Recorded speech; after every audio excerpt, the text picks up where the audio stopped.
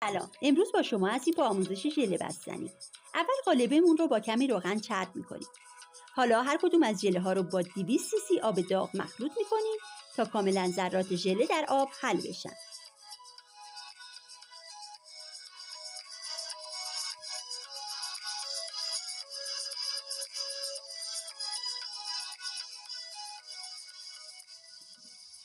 حالا هر کدوم از ژله ها رو با 100 cc آب سرد مخلوط میکنیم و اگر دوست داشتید میتونید به هر کدوم چند قاشق بستنی اضافه کنید.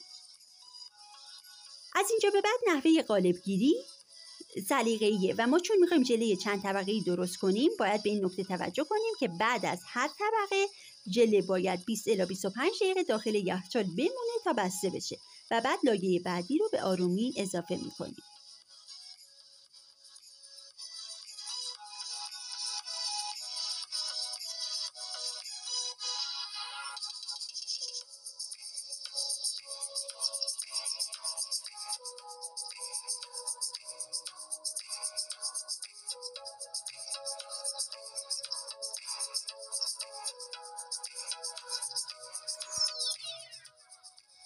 بعد از اضافه کردن لایه آخر ژله باید یه روز توی یخچال بمونه.